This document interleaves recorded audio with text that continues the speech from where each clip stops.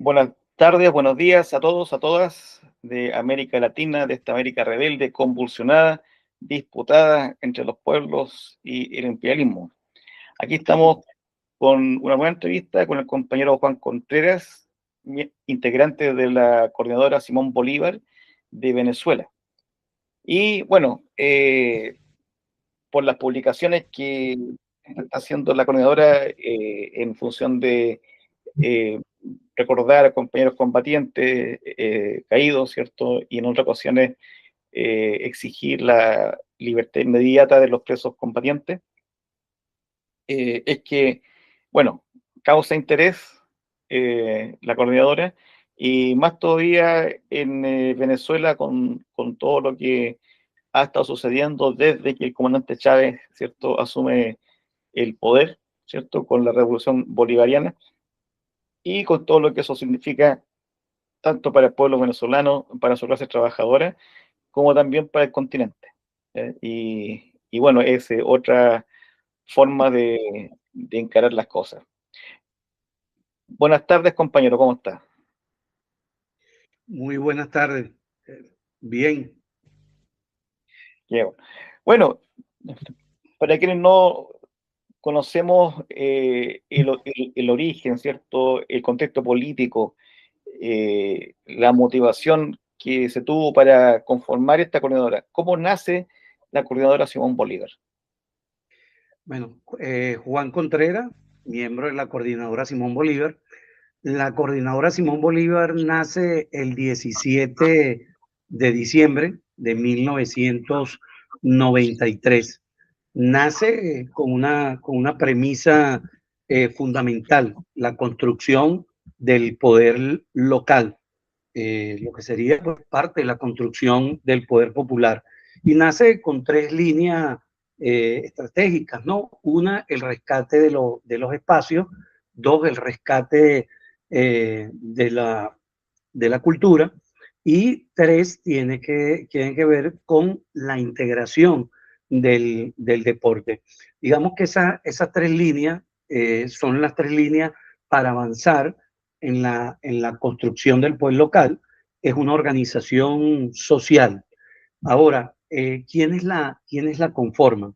Para hablar de quiénes la conforman, tendríamos que explicarle a quienes nos están escuchando y viendo en este instante que en Venezuela la izquierda tiene su tronco común en el viejo Partido Comunista de los años 30.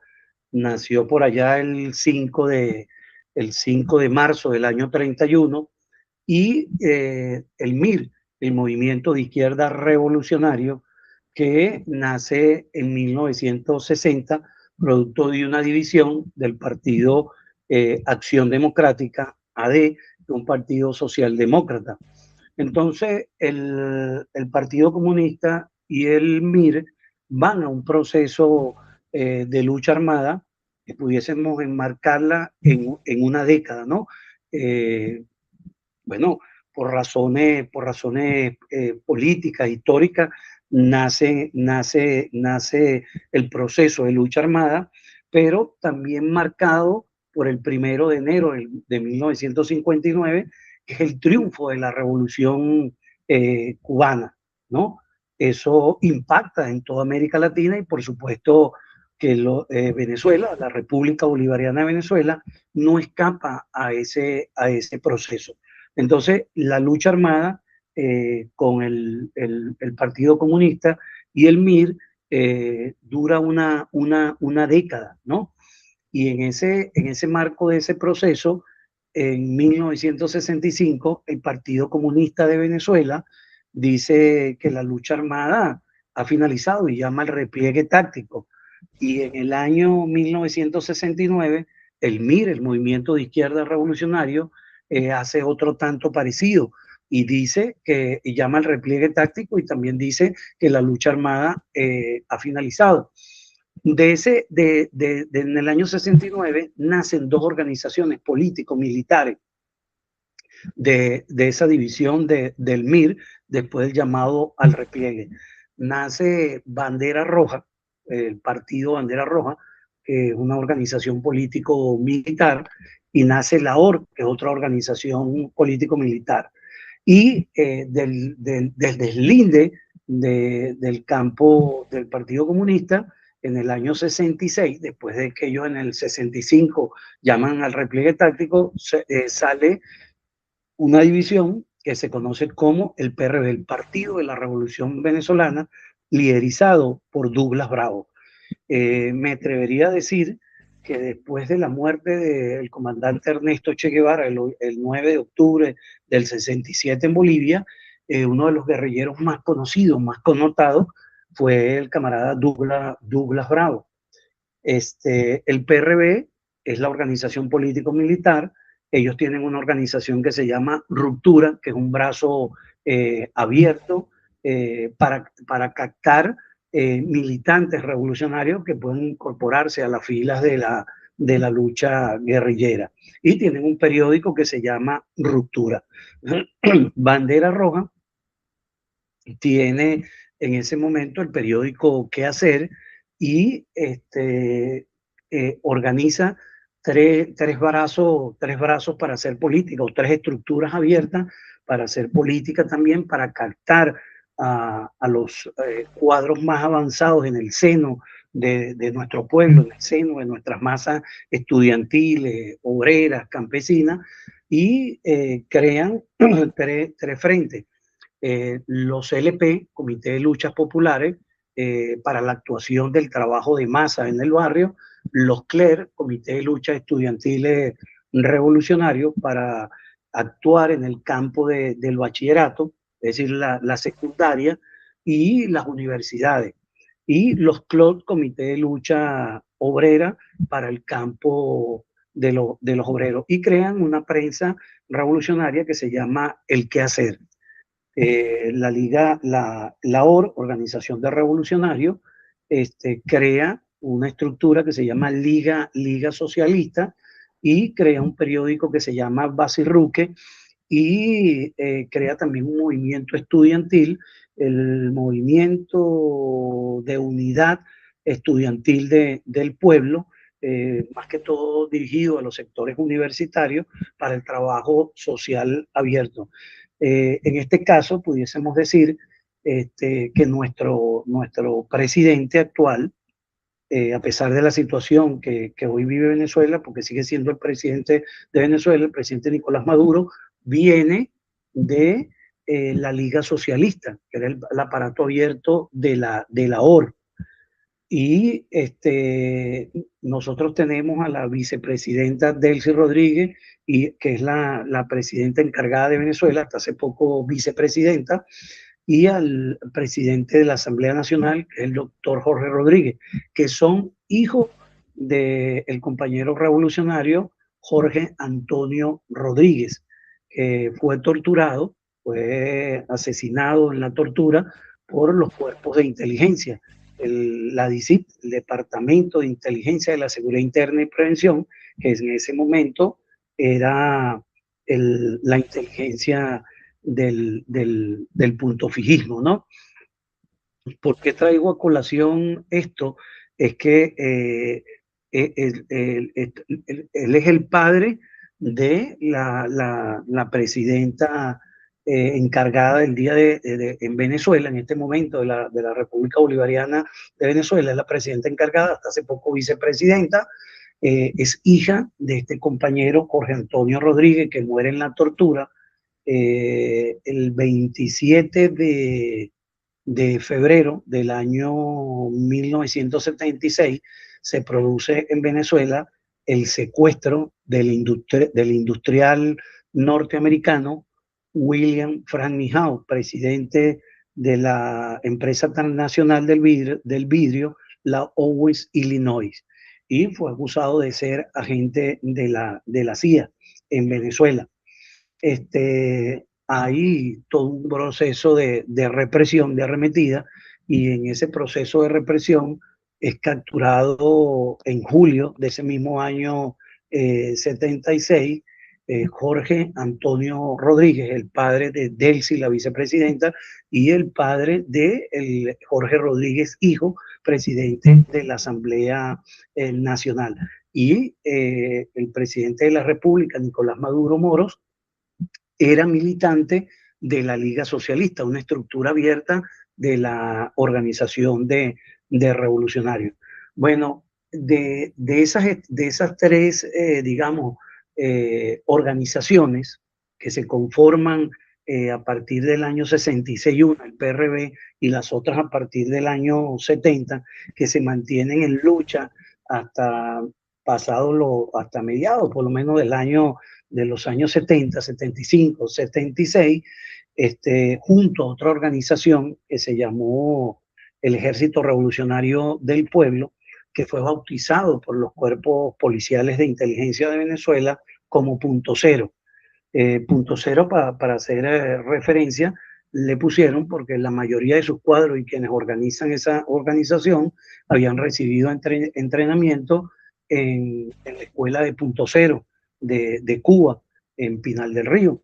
Y eso originó que la policía los bautizara como punto cero. Esas cuatro organizaciones son las que se mantienen hasta el año 75, 76, por allá, en ese proceso de lucha armada. Entonces, los compañeros que conformamos la coordinadora Simón Bolívar, a partir del 17 de diciembre del año 1993, venimos de esa experiencia de esas cuatro organizaciones político-militares.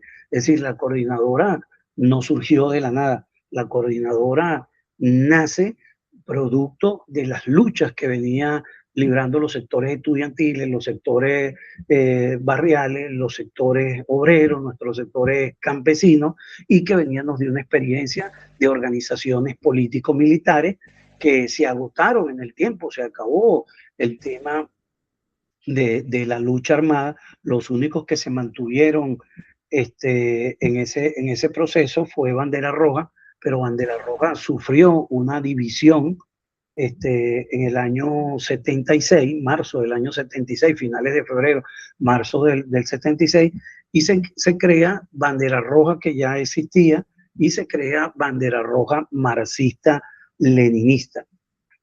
Es una división que se produce después de la fuga del cuartel San Carlos. El cuartel San Carlos es una prisión militar donde metían acá en Venezuela presos a los revolucionarios, a los guerrilleros del Partido Comunista, del MIR, que luego entre el Partido Comunista y el MIR conformaron la FARC, la Fuerza Armada de Liberación Nacional, y después continuó con este proceso de organizaciones político-militares que digamos, los dirigentes, los guerrilleros, los militantes de esta organización que fueron detenidos, fueron presos en el cuartel San Carlos, que está en el centro de la capital de Caracas, y metían pues a los revolucionarios.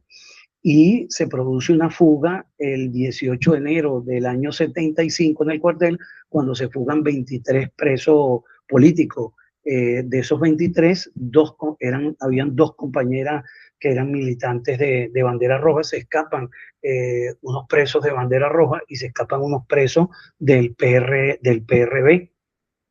De ahí venimos nosotros, de ese proceso de lucha armada de esas organizaciones. Y el 17 de diciembre del año 93, después que veníamos de un viaje de solidaridad con Cuba en pleno periodo especial, empezaba el periodo especial en Cuba, al regreso conformamos la coordinadora Simón Bolívar, como te lo decía, con la premisa fundamental de la construcción del poder local, ¿no? Y digamos, con una ideología que tiene que ver con el marxismo como una herramienta de análisis y de acción, y la doctrina bolivariana. La doctrina bolivariana, que podemos decir, tiene cuatro aspectos a mi juicio principales, ¿no? El de la soberanía y la integración, que tiene que ver con lo que Simón Bolívar llamó la patria grande, cómo construir la patria grande y la autodeterminación de los pueblos. Después, el Libertador hace otro aporte, habla de la justicia social. El mejor gobierno es el que produce la mayor suma de felicidad posible a nuestro pueblo. Y luego está un elemento importante que ha estado marcado en la historia de nuestro país, que es la unidad cívico-militar, que tiene que ver con el pueblo organizado y con la fuerza armada. Ahí podemos recordar en nuestro proceso de independencia en el siglo XIX, esa montonera que se sumó al proceso de independencia y que en el siglo XX, digamos, tiene su expresión en el 4 de mayo del año 62 y el 2 de junio del año 62. Es decir, el 4 de mayo del año 62 se produce una insurrección cívico-militar donde participan las Fuerzas Armadas, participa el Partido Comunista y participa el MIR, el Movimiento de Izquierda Revolucionaria. Y luego, el 2 de junio, se produce del mismo año 62 otra insurrección cívico-militar. Es decir, cuando el comandante Chávez se levanta el 4 de febrero del año 92, 30 años atrás en la historia, se había producido Carupanazo y Porteñazo, dos insurrecciones cívico-militares, en aquel momento dirigidas por el Partido Comunista y el MIR, en una alianza que se llamó Fuerzas Armadas de Liberación Nacional, que era el aparato armado del Partido Comunista. Y luego, en el mismo siglo XX, ya pasada la mitad del siglo XX, se produce el 4 de febrero del año 92, donde conocimos al comandante Hugo Chávez en ese entonces y conocimos aquel famoso Por Ahora. Y ese mismo año se produce en noviembre 27 otra insurrección cívico-militar, no por la agrupación que representaba el comandante Hugo Chávez, el movimiento bolivariano 200, sino por un movimiento el 5 de julio, que representaba sectores de la Fuerza Aérea, de la Marina y del Ejército, y la primera representó más esa insurrección al sector militar. Es decir, que nosotros somos parte de toda esa historia y en ese marco nace la coordinadora Simón Bolívar. Otro elemento es el elemento antiimperialista, ¿no? Que es bien marcado en el padre libertador y que tiene que ver el 5 de agosto de 1829, ya Bolívar decía, los Estados Unidos de Norteamérica están llamados por la providencia a plagar de hambre en nombre de la libertad a nuestra América. Y en 1815, en la Carta de Jamaica, el Libertador ya hablaba también del antiimperialismo. Y en 1826, que por cierto en este año se cumplen los 200 años del Congreso Anfitriónico, ya Bolívar llamaba a la integración de nuestros pueblos, primero contra el decadente imperio español, él llamaba a la liga de los países de nuestra América, y por otro lado ya advertía de las pretensiones del imperio norteamericano. Y luego podemos decir que hay un proceso, ¿no? Lo que nos plantea el comandante Hugo Chávez, que es la construcción del Estado comunal como la vía a la transición para lograr construir el socialismo bolivariano. Y le pone nombre y apellido a eso, ¿no? Y es la construcción del poder comunal. En esa vía, digamos, transitó la coordinadora Simón Bolívar en los años desde que se formó, todo eso antes de llegar al siglo XXI, a mitad de toda esa época, bueno, la coordinadora Simón Bolívar participó el 4 de febrero del año 92 en la insurrección cívico-militar. Eso es conocido, es público y notorio, porque sus miembros fuimos perseguidos por eso. Participamos del 27 de noviembre del año 92. Ya antes habíamos participado de lo que se conoció como el Caracazo, el 27 y 28 de febrero, donde hubo una rebelión popular que enterró las recetas del Fondo Monetario Internacional, y que eso le produjo a Venezuela entre 3.000 y 5.000 muertos en ese momento, en esa sublevación. Tuvimos también, salimos a votar, primera vez que salíamos a votar un sector de la izquierda, el 6 de diciembre del año 98, cuando llega el comandante Hugo Chávez a la presidencia. Estuvimos en la calle el 11 de abril del 2002, cuando el intento de golpe de Estado. Estuvimos en la calle en el 2014 hasta 2017 peleando contra los fascistas, que en ese momento levantaron un plan insurreccional que se llamó la Juarimba, que se mantuvo entre el 2014 y 2017.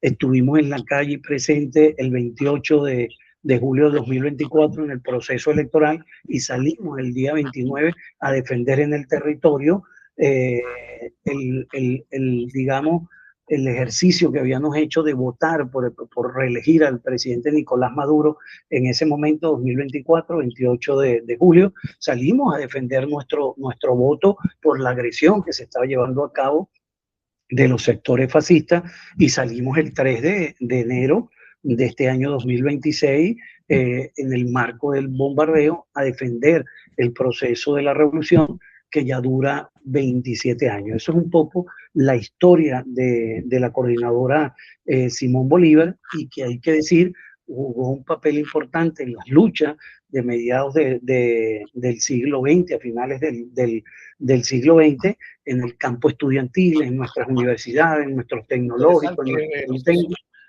y en el barrio 23 de enero, que habría que decir que el barrio 23 de enero es un referente político importante para el país. Yo me atrevería a decir que no solo para la ciudad capital de Caracas y de Venezuela, sino para todos los que han conocido la historia de Venezuela, porque saben que es un barrio combativo, es un barrio aguerrido, que tiene aproximadamente unos 160 compañeros asesinados entre el año 58 y el año 98, cuando finaliza la cuarta República. Fue un barrio muy reprimido, porque entonces en nuestra juventud salimos a pelear, a montar barricadas, a montar broncas, a luchar y a pelear, cuando éramos militantes de estas organizaciones que ya he nombrado, que eran políticos militares. El 23 de enero se crea, digamos, como barrio, lo comienzan a construir entre el año 54 y el año 57.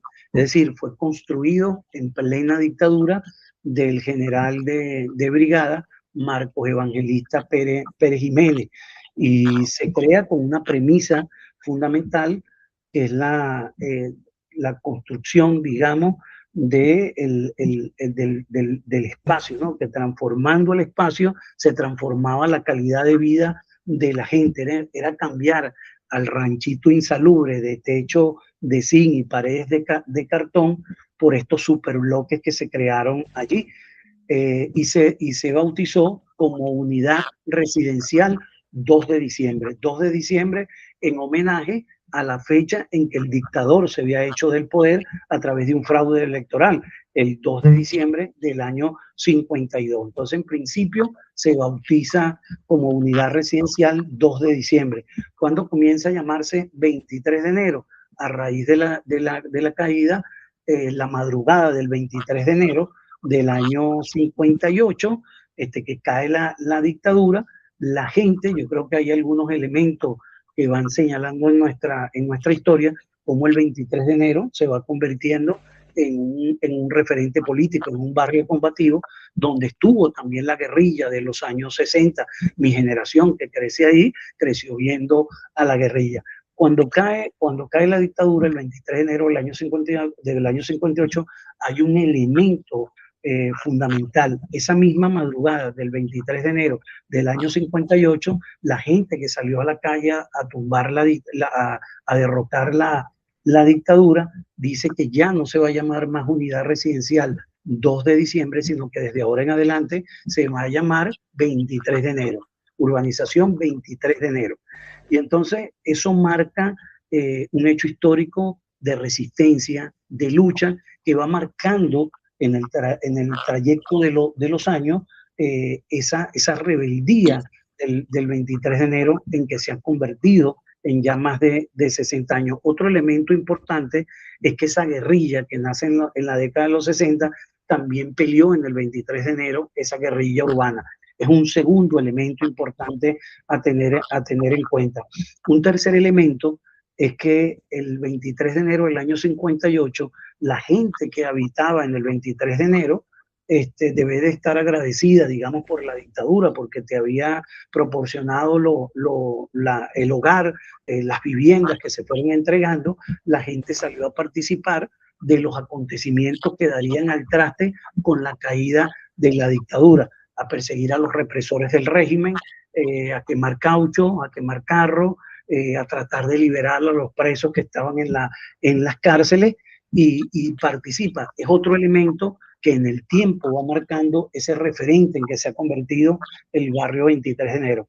Otro elemento importante es que esa misma madrugada del 23 de enero del año 58, la gente que vivía ahí, hacia los sectores, más hacia el oeste del 23 de enero, lo que significa la zona F, la zona E, el Mirador, la gente, la misma madrugada del 23 de enero, esos apartamentos no habían sido adjudicados todavía, estaban vacíos y la gente les dio una patada a la puerta y se metió en esos apartamentos, es decir, los expropió.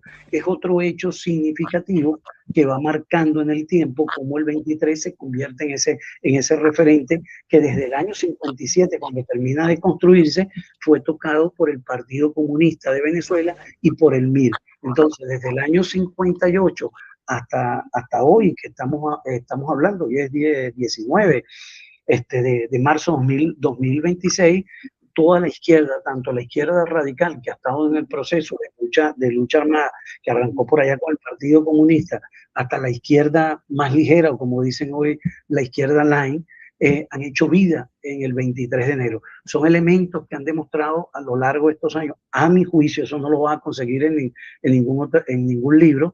Me parece que fueron los elementos que fueron constituyendo esa rebeldía y esa lucha que se libró en el barrio 23 de enero. Ahí nace la coordinadora Simón Bolívar y el 23 de enero hoy tiene un hecho, digamos, que marque ese precedente, porque ahí reposan los restos inmortales del comandante Hugo Chávez, en lo que se conoce hoy como el cuartel de la montaña o el cuartel 4 de febrero, que fue el sitio que tomó el 4 de febrero del año 92 el comandante Hugo Chávez para dirigir la insurrección popular y militar que se realizó. Una consulta.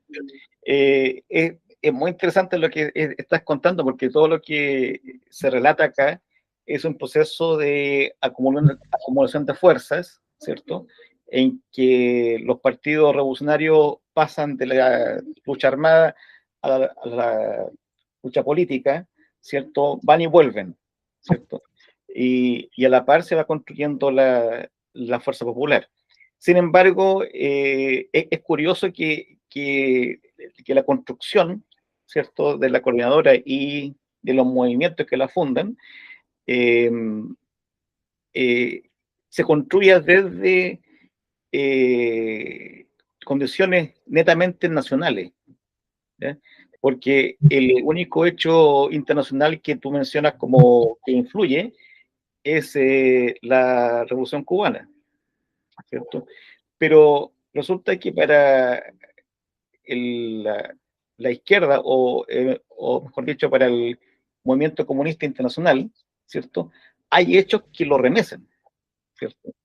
Porque, por ejemplo, 3 años antes que triunfe Fidel y el Che, ¿cierto? El año 56 se produce el 20 Congreso del Partido Comunista de la Unión Soviética, y que con eso produce un cisma por toda la crítica a Stalin, ¿cierto? Y por la restauración del capitalismo, ¿cierto? Y ahí, digamos, para muchos, ¿cierto? El revisionismo adquiere rostro, ¿cierto? En Khrushchev. Y posteriormente viene todo el conflicto chino-soviético, ¿cierto? Y que hace que los partidos comunistas se dividan entre pro-soviéticos y pro-chinos, ¿cierto? Pro-chino. Y con eso también todo el tema del maoísmo como nueva expresión del marxismo. Y hay otro elemento ahí que fue el debate, la revolución permanente o la revolución en un solo país, que marcó Claro, también un proceso bueno, en el caso en el Partido Comunista. del trotskismo, Tiene que ver con esa disputa chino-soviética. claro. En el caso de los trotskistas, ¿cierto? Esa contradicción es más antigua, ¿cierto? Viene del tiempo de Lenin. Pero en el 60, ¿cierto? Se puso en varios debates dentro del mismo movimiento comunista internacional, entre China y Rusia, entre Albania y China, entre Albania y Yugoslavia, ¿cierto? ¿Cómo influye eso en la construcción de la fuerza en Venezuela? ¿Incide en algo en el Partido Comunista Venezolano, en el MIR, en la creación de la estrategia armada? ¿Qué pasa ahí? Claro, esa izquierda venezolana no escapa a ese debate que se da en esos años.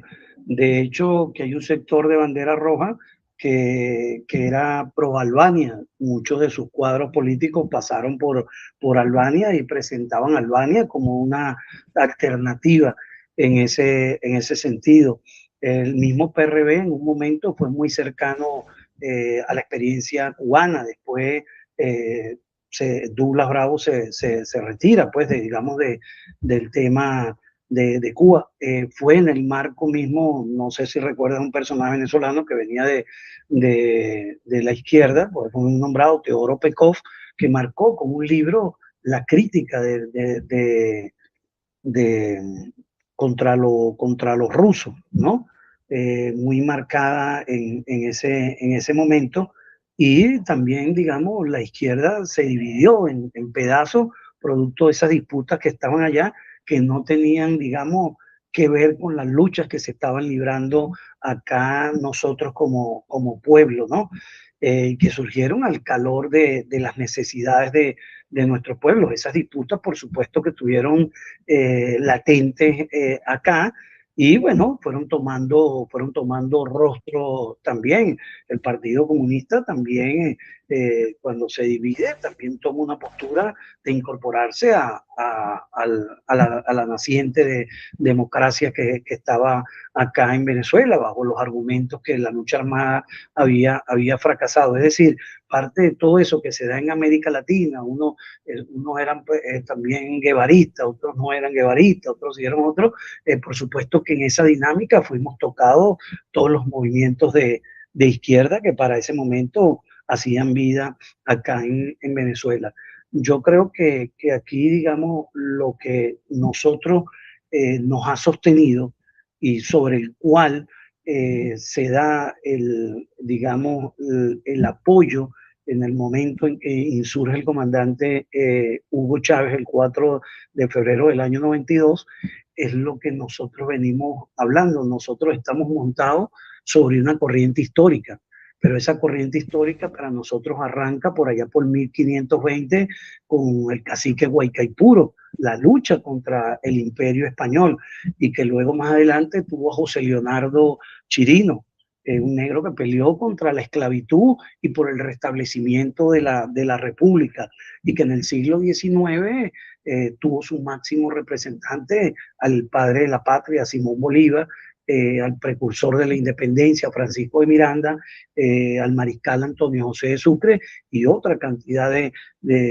militares que participaron y de pueblo que participó en ese proceso independentista y que más adelante tuvo su expresión en 1854, Tierras y Hombres Libres, Ezequiel Zamora, que digamos de ahí toma el comandante Hugo Chávez el árbol de las tres raíces, Bolívar, Zamora y Simón Rodríguez, que nos hablaba de inventamos o erramos, que fue el profesor, el maestro de Simón Bolívar, y que tuvo su expresión en el siglo XX en la lucha por derrocar a Marcos Pérez Jiménez en los años 50, en la naciente insurgencia de la década de los 60, la guerrilla se fue a un proceso en Venezuela, a la izquierda, a un proceso de lucha armada, digamos, habiendo condiciones objetivas o no, como decían los marxistas, y se fueron a ese proceso impactados por la revolución cubana. Y en ese marco se producen dos hechos significativos, que ya lo mencionaba, el 4 de mayo del año 62 y el 2 de junio del año 62, la insurrección cívico-militar del Carupanazo y la del Porteñazo el 2 de junio. Y que luego... Pero, volviendo un poco al tema teórico, tú decías que el marxismo, ¿cierto?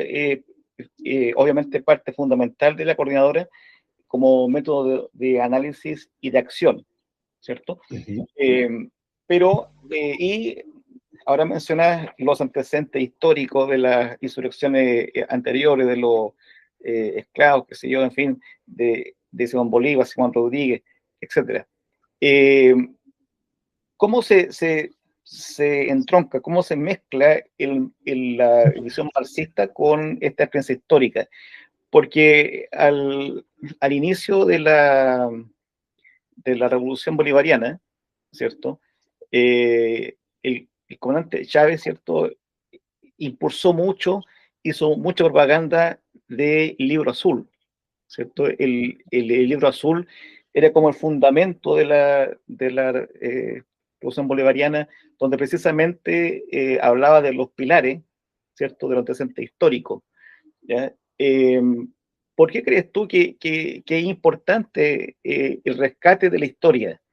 Porque en el caso de Venezuela, ¿cierto? Se rescata Bolívar, en el caso de Cuba, en un inicio, ¿cierto? La revolución cubana se define como martiniana, y hasta ahora Martí es pieza fundamental en todo lo que ocurre en Cuba, ¿ya? Lo Martí mismo, Maceo. claro, lo mismo ocurre, ¿cierto? En Nicaragua, ¿cierto? En su momento Sandino es muy importante. La figura clave que aglutina. Claro. En el caso de los zapatistas también, Zapata, qué sé yo, toda la cultura indígena. En el caso de Perú, Tupac Amaru. Entonces, ¿qué pasa en América Latina que es importante el rescate de la historia? Yo la verdad es que no me veo Lenin rescatando las insurrecciones rusas, porque las hubo, ¿ya? No, pero es que Mao no rescata, o sea, no reivindica el pasado histórico, sino que son revoluciones marxistas-leninistas a seca, ¿ya? Comunistas a seca. Pero en el caso de las revoluciones y también de los movimientos más importantes de esta América rebelde, la historia juega un peso pero fundamental. ¿Por qué crees tú que es importante el rescate de la historia y que esa historia se entronque con la ideología revolucionaria que es el marxismo-leninismo? Bueno, al principio te diría que sin memoria no hay victoria. Y otra frase que utilizamos en Prohibido Olvidar, sembrar la memoria para que no crezca el olvido. Por eso te estaba mencionando todo este proceso histórico. Déjame culminártelo, esa generación de los 60, que se fue al proceso de lucha armada, 4 de mayo del 62, el 2 de junio, Carupanazo, Porteñazo. Después vino el 27, 28 de febrero del 89, la rebelión popular, después el 4 de febrero del 92, el famoso por ahora el comandante Hugo Chávez, luego el 27 de noviembre, otra insurrección, y se culmina el 6 de diciembre del año 98 con la llegada del comandante Hugo Chávez y estos 27 años que van de proceso. Yo creo que hay que entender que nuestros pueblos que tienen toda una historia, que tienen una carga histórica muy importante para nuestros procesos, juegan un papel importante, porque cuando nosotros hablábamos en ese sentido del marxismo, el leninismo, la gente se quedaba y se trasladaba a Europa y no se trasladaba a nuestras raíces. Y es que nuestro proceso de lucha armada, los frentes, ¿cómo se llamaban? Pues el Frente Guerrillero, Simón Bolívar, el Frente Guerrillero, Ezequiel Zamora, el Frente Guerrillero, Antonio José Sucre. Chávez lo que hace es condensar todo ese proceso histórico, sabiendo que tiene unas raíces bien arraigadas en nuestro pueblo, y cuando gana y llama constituyente, todas esas luchas que se estaban librando los campesinos por la tierra, por sembrar, los estudiantes, por el pasaje, por el comedor, por todas las reivindicaciones, por la educación de gratuidad, y todas esas luchas reivindicativas, Chávez inteligentemente la plasma en la nueva constitución bolivariana. Es decir, ahí están las raíces de una historia de un pueblo que en el siglo XIX jugó un papel importante con Bolívar, que tuvo una visión estratégica y que libertó 6 naciones, y que tuvo la visión, digamos, de hablar de transformación, de hablar de cambios que hoy, cuando nosotros lo vemos y tú analizas la situación, bueno, ¿cuál doctrina enarbolan hoy los gringos para justificar lo que están haciendo? La doctrina Monroe, la doctrina colonial que surge por allá en 1823, que ni siquiera es de James Monroe, que fue el quinto presidente, fue su secretario, John Quincy Adams, que realmente le da forma a ese, y fue el sexto presidente, y que, resumiéndola como hablamos, América para los americanos, es considerar a los países de nuestra América su patio trasero, y es lo que está haciendo hoy. Es como un regreso al colonialismo, ¿no? A esa etapa que nos quieren llevar, de tomar nuestros países, nuestra riqueza, y mantener como un protectorado bajo esas circunstancias de dominio, hoy en el marco de lo que está pasando en otras latitudes en el mundo. Entonces, reconocer nuestra historia, reconocer nuestra lucha, saber hacia dónde vamos, yo creo que para nosotros ha sido importante, y eso despertó a un pueblo. Es decir, la lucha de Bolívar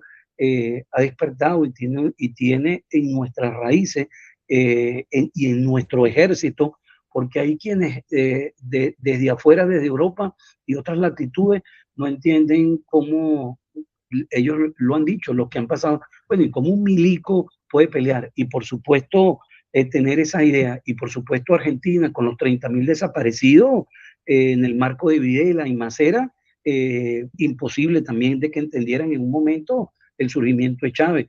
En Chile, con Pinochet, 10.000 desaparecidos, entre muertos, desaparecidos, presos, torturados, también. Y si vamos a los 30, Stroessner, que tuvo más de 30 años en el Paraguay, así, Uruguay, el golpe de Estado en el 64 en Brasil. Si vemos todo eso, analizamos todo eso, tiene que ver con esa historia, ¿no?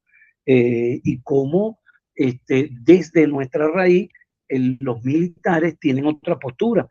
Pero es que aquí habría que decir que en el año 57 el Partido Comunista de Venezuela hizo una frase bien importante: la única manera de tomarse el poder en Venezuela es con pueblo y un sector de la Fuerza Armada. Y a partir de ese año 57 comenzó un trabajo en el seno de los cuarteles del Partido Comunista, y Douglas Bravo jugó un papel importante en ese trabajo clandestino desde los cuarteles. Y ahí lo observamos. Ya en la década de los 60, cuando se produce en el año 62 Carupanazo y Porteñazo, estaba la izquierda vinculada con los factores patriotas de nuestra Fuerza Armada que habían sido trabajados. Y si vemos a Chávez en principio fue tocado por el PRB, porque el hermano de Hugo Chávez era militante del PRB y ellos construyeron el Frente Militar de Carrera y atendían a Hugo Chávez y atendían a otra cantidad de militares y eso fue germinando poco a poco en los cuarteles y tuvieron Alfredo Maneiro, que también venía del Partido Comunista, que disculpa, disculpa. Pero en los 60 ya la doctrina de seguridad nacional había permeado al conjunto claro, de las Fuerzas Armadas en América Latina y ya para el año 66 se habían producido 2 golpes de Estado en Brasil, en Paraguay, qué sé yo, varias intervenciones en Guatemala, en República Dominicana, claro, el etcétera. derrocamiento de Jacobo Arbenz en Guatemala. Claro.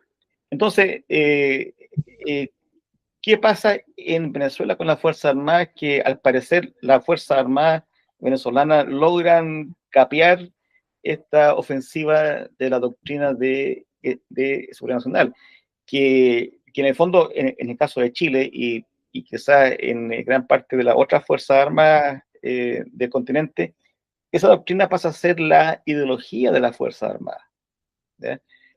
A través de el envío de un montón de oficiales, milicos, que sean generales, a la Escuela de las Américas, ¿cierto? En que se produce esta instrucción ideológica sobre los conflictos de baja intensidad, la tortura, el enemigo interno, etcétera, el genocidio.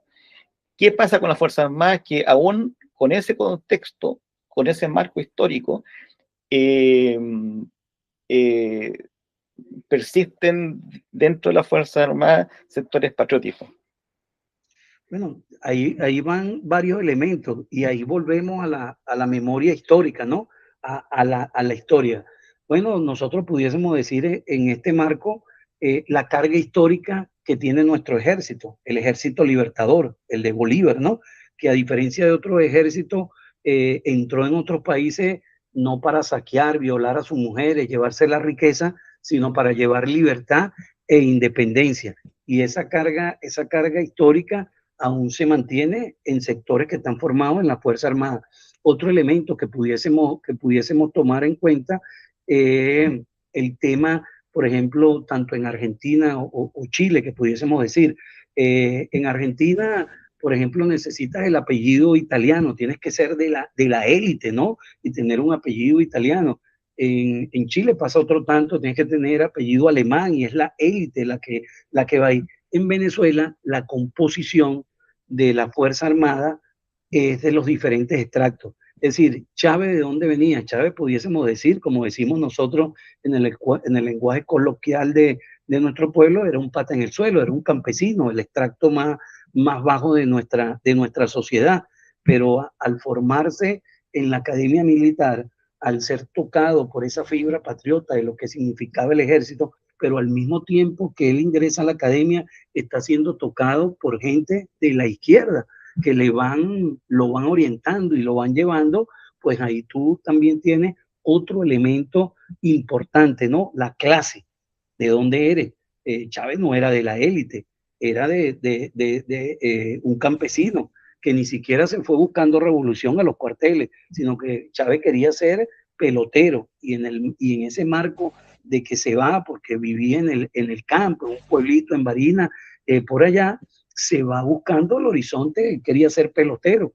Y entonces en ese ser pelotero, estando ahí en la escuela, se consigue con ese impacto, ¿no? De lo que era él como persona, lo que significaba ser militar y lo que estaba. Y a lo largo de su carrera tuvo esa dualidad, salirse o no salirse. Entonces yo creo que ese papel histórico que juega la historia de nuestro ejército libertador, ese papel que hizo el Partido Comunista dentro de la fuerza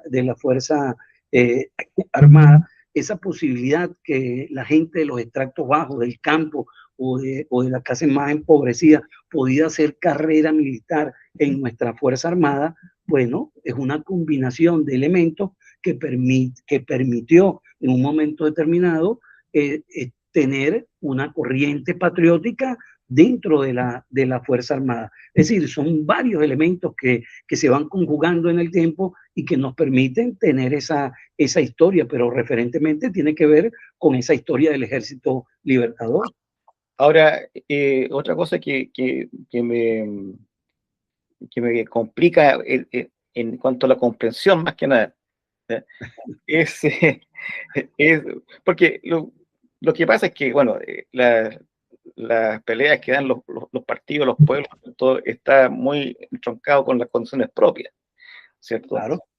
Entonces, pero lo que me cuesta comentar es lo siguiente: cuando un movimiento, un pueblo se lanza a la lucha armada, ¿cierto? Es porque, bueno, las condiciones sociales y políticas van dadas para eso, pero fundamentalmente, aparte de eso, es porque los caminos institucionales están cerrados, ¿cierto? No hay posibilidad. La lucha de clases pasa de un estadio de mera reivindicación económica al estadio de la confrontación política, y cuando esa confrontación política se agota, ¿cierto? Queda la vía armada. Pero la, se da que el Partido Comunista Venezolano, el MIR y los otros compañeros se lanzan a la lucha armada, ¿cierto? Yo supongo porque las vías institucionales están cerradas, pero después vuelven a la vía política. ¿Eso quiere decir que las vías institucionales se abrieron, cambiaron las condiciones políticas y económicas para que la vía armada quedara obsoleta? Porque en otra entrevista, ¿cierto? Yo conversaba con unos compañeros colombianos, ¿cierto? Sobre la presión política en Colombia. Y le decía, pero las condiciones políticas, económicas de Colombia, que dieron fundamento al ELN, a la FARC, qué sé yo, la tenencia de la tierra, no ha cambiado mucho. No, No. para nada, Sin embargo, para nada. Sin embargo, han habido varios procesos de paz y de desarme, que ha sido brutal, ¿cierto? En el cual, sin que haya cambiado las condiciones políticas y económicas, se cancela la vía armada. Entonces, ¿qué quedamos? Las condiciones justificaban la vía armada, pero se cancela y que se cambie las condiciones económicas, políticas, institucionales. ¿Cómo se da que se pasa de una forma de lucha a otra sin que cambie, ¿cierto?, el contexto económico-político? Claro, ¿Cuál fue el fundamento?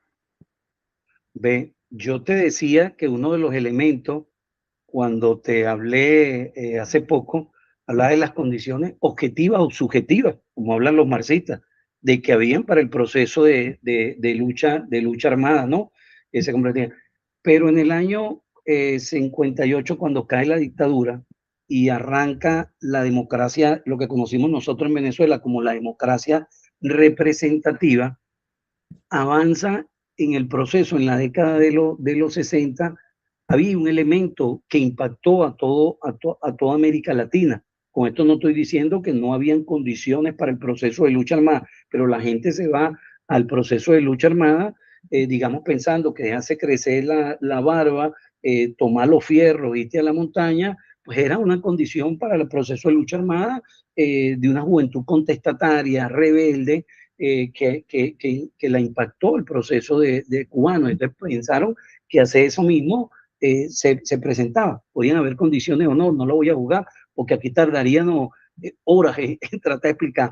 Pero lo que te quiero decir con esto, que pudiésemos decir, bajo los gobiernos de la concertación, después que se va Pinochet del poder, había condiciones, había que darle chance a esa naciente gobiernos de la concertación, o había que seguir desarrollando el proceso de lucha armada, porque pudiésemos decir, bueno, esas condiciones que no fueron bien estudiadas en el marco de la objetividad y de la subjetividad, llevaron al fracaso tanto a uno como a otro. Son dos momentos diferentes, pero que se parecen en la historia, tanto Chile como eso. ¿Y de dónde salió el Frente Patriótico Manuel Rodríguez, el Frente Autónomo? Salió de la política militar que desarrolló el Partido Comunista, que después quiso como frenarlo en algún momento. Pero ahí hay un tema, porque en mi caso particular, cuando yo debatía con los compañeros comunistas, ¿cierto?, con respecto a la política de la Unión Popular, también lo hacía desde un punto de vista bien crítico a la vía pacífica, ¿ya?, que encarnó Allende, porque ahí hay un error fundamental en Allende, ¿cierto?, que es no considerar, olvidar esa máxima que las Fuerzas Armadas son el brazo armado de la burguesía, ¿cierto? La burguesía. Y bastaba con ver la historia de Chile para atrás y había 25 matanzas. Me espera un segundo que están los perros aquí. Dale, dale. Que pasan gatos acá. Hubo 25 matanzas obreras, entre guerras civiles, matanzas obreras, urbanas, campesinas, sin contar todas las matanzas indígenas. Entonces, existían antecedentes históricos internos de Chile propio que no hablaban que las Fuerzas Armadas eran una fuerza más mercenaria. A la vez, hacia afuera, ¿cierto?, existían antecedentes en que las vías institucionales tampoco eran la solución, porque estaba Guatemala, ¿cierto?, Puerto Rico, con gobiernos progresistas de izquierda que fueron intervenidos, derrotados, qué sé yo, en Perú también. Entonces, existían antecedentes externos que le decía a Allende que las vías institucionales era imposible, sin contar con la presión e injerencia del imperialismo norteamericano. ¿Sí? Entonces, en ese contexto, también para Chile, la vía institucional queda totalmente obsoleta. Y en el caso de la concertación siempre, yo lo vi por lo menos, y otros muchos compañeros también, como una contrarrevolución. ¿Sí? Si es que en Nicaragua los sandinistas se enfrentaron a la contrarrevolución, a los contras, ¿cierto?, donde está la compañía, ¿cierto? En este caso, la Concertación cumplió ese rol. Y hoy día lo sigue cumpliendo el progresismo, porque toda la política desarrollada desde el año 90 hasta ahora es una política contrainsurgente. ¿Sí? Dentro del Estado de Chile, dentro de las condiciones chilenas, es contrainsurgente totalmente. Entonces, claro, las vías armadas se pueden adaptar, ¿cierto?, se pueden adecuar al contexto histórico presente, pero de ahí a cancelarla es otro tema. Porque la burguesía sigue siendo burguesía, sigue siendo una clase parasitaria, ociosa, genocida, antiobrera, y su dependencia con el imperialismo es total. O sea, en Chile por lo menos, eso que antes llamaban burguesía progresista, patriótica y en fin, no existe. No, no, para nada. Dejó de existir hace mucho tiempo. Si es que alguna vez existió, no sé. Claro, es que lo que te digo es, el momento histórico, cada uno tiene momentos muy particulares. Nosotros pudiésemos decir, bueno, tanto en Chile como en Venezuela se han cumplido la premisa de que no les permiten a los procesos que han llegado seguir avanzando. Es decir, ellos van a buscar la manera de cómo derrocar al proceso. Es revolución contra revolución, ¿no? En la medida de que la revolución avance, en esa medida avanzan ellos con sus planes. Entonces podemos ver cómo se cerró la vía en Chile. Allende llega con el voto después de una cuarta elección, en varias elecciones participando, hasta que logra llegar al gobierno y se produce el golpe de Estado.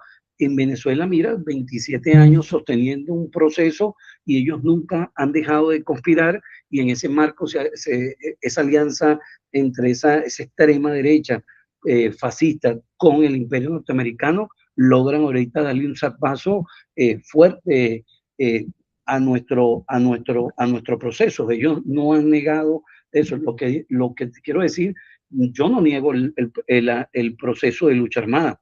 Yo creo que esos están ahí. Ahora, no es que se dice, bueno, vamos a escoger son las condiciones que nos llevan, como tú bien lo decías, cuando se cierran las puertas a la posibilidad de seguir haciendo política abierta y se cierran todas las vainas, vamos directamente a ese proceso. Pero creo que hay particularidades en algunas que se asemejan y en otras que son totalmente diferentes. Por ejemplo, después del 9 de abril del año 48, con la muerte de Gaitán, los primeros grupos de autodefensa que nacen en Colombia y la lucha que se da entre liberales y conservadores. Y de los liberales surge Marulanda. Es decir, la historia es diferente, ese proceso, aunque semejante y en el marco de nuestra América, a lo que pasó en Venezuela y a lo que pudo pasar en Chile. ¿Sí? Y yo creo que cada momento tiene su propia expresión particular. En Venezuela, por ejemplo, la dictadura cae el 23 de enero del año 58, pero ya en el 60, en el 62, apenas a 2 años de aquellos hechos, estaba surgiendo un proceso de lucha armada, con razón o sin razón, volviendo a las condiciones objetivas o subjetivas, pero se desarrolló un proceso. Yo diría, no es que no había condiciones para lo que estaba pasando, porque había una efervescencia revolucionaria, digamos, en el sentido que había caído la dictadura y que se mantuvo esa rebeldía. Ahora, lo que habría que ver, esa democracia representativa tuvo el tiempo en el marco de esos procesos. Es decir, un proceso de lucha armada que uno no va a decir nunca si hubo condiciones allá o no hubo, pero que se desarrolló. Y ve cómo todo ese proceso se ha mantenido en muchos de nuestros países y en Venezuela también, y no llegamos con el proceso de lucha armada, llegamos con el comandante Hugo Chávez a través del voto, y primero al gobierno, no se tenía ni siquiera el poder. Es decir, son momentos, son etapas que yo creo que no las definimos nosotros en si es armada o no es armada. Son parte de las formas de lucha que escogen nuestro pueblo cuando se cierran los caminos. Y es una combinación de ellos. Claro, dentro de eso, en la actualidad, en este momento, digamos, ¿cómo define la coordinadora Simón Bolívar la revolución? Porque hay algunos que plantean que la revolución, para que sea exitosa, entre otras cosas, no puede ser nacional, sino que tiene que ser continental, ¿cierto? El Che era de esa idea. ¿Cómo ustedes se plantean frente a la continentalización de la revolución? Bueno, yo creo que ese elemento está presente cuando llega el comandante Hugo Chávez, porque la revolución bolivariana logró irradiar a la América Latina en una década y media, y te lo enumero. Gracias a la revolución bolivariana llega el compañero Evo Morales en Bolivia. De no haberse presentado estas condiciones, difícilmente hubiese llegado Evo Morales en Bolivia. La posibilidad que tuvo Rafael Correa en el Ecuador, la posibilidad que tuvo el cura Lugo en el Paraguay, la posibilidad que tuvo el Frente Amplio, primero con un periodo de Tabaré Vázquez, luego con un histórico del Movimiento de Liberación Nacional, el Pepe Mujica de los Tupamaros, y luego otro periodo de Tabaré Vázquez, la posibilidad de la llegada de los sandinistas nuevamente al poder, la llegada del Frente Farabundo Martí, 12 años de guerra civil, 75.000 muertos, 24 gobiernos de derecha, y llegó el periodista Mauricio Funes, que yo digo que nos fuñó, porque debes de ver hacia el sur miró para el norte, pero después vino Salvador Sánchez Jerez, un representante genuino de los que fueron esos 12 años de guerra civil. En Honduras, la llegada de Zelaya, los Kirchner que supieron entender el momento y jugaron en ese momento para Latinoamérica, Lula en un momento estelar, es decir, las condiciones internacionales, y hubo una apuesta de la Revolución Bolivariana en apoyar a todos esos procesos. Yo creo que eso es bien importante reconocerlo. Y en este tiempo Venezuela ha mantenido también unos lazos con Cuba, con Nicaragua, con México en este momento, con Bolivia, mientras primero con Evo y después con Luis Arce. Pero mira esas diferencias, esas disputas a lo que llevaron a Bolivia en este momento, a ser mandado por la ultraderecha, y en este momento cómo desembarcan con el argumento de la droga el ejército norteamericano también en Bolivia. Es decir, hay una arremetida de ellos. Yo sí creo que el comandante Chávez entendió lo que entendió desde el primer momento el pueblo cubano, que había que continentalizar la lucha, y por eso la solidaridad de Fidel a todos los movimientos insurreccionales, no solo en la América Latina, sino fuera. Y creo que ese fue el ejemplo que continuó el comandante Hugo Chávez en ese sentido, en un momento más delicado, donde, digamos, no había la izquierda, que está esa izquierda progresista, los procesos que se estaban dando con nuestros movimientos sociales, pero irradió el proceso bolivariano desde el punto de vista internacional y de la solidaridad a todos estos pueblos. Compañero, estamos llegando al término de la primera etapa de la entrevista, ¿ya? Vamos a hacer un alto acá y continuamos la segunda etapa con respecto a Venezuela hoy. ¿Le parece? ¿Cómo no? ¿Está bien? ¿Ya?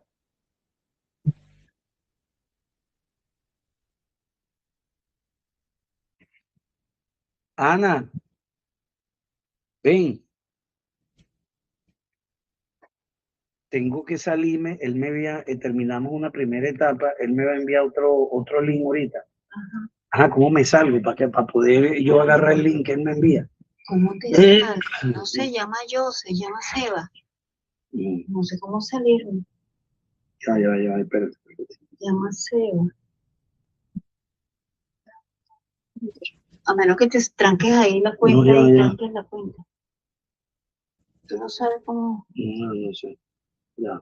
No te me vayas, Ana, ya va. Hijo, ¿cómo me salgo? Ya, déjame poner la cámara. O llámame tú.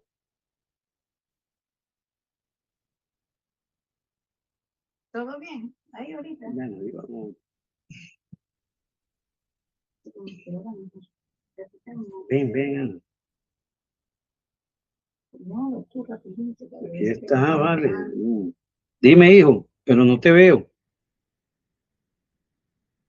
Aló. Ahí está. Mira, ¿dónde salgo? Porque me van a enviar otro link que se cayó y van a enviar otro link. ¿Dónde le doy aquí para salirme? ¿Ah? Coño, ¿dónde me salgo, hijo? Botón rojo. Ah, ¿verdad?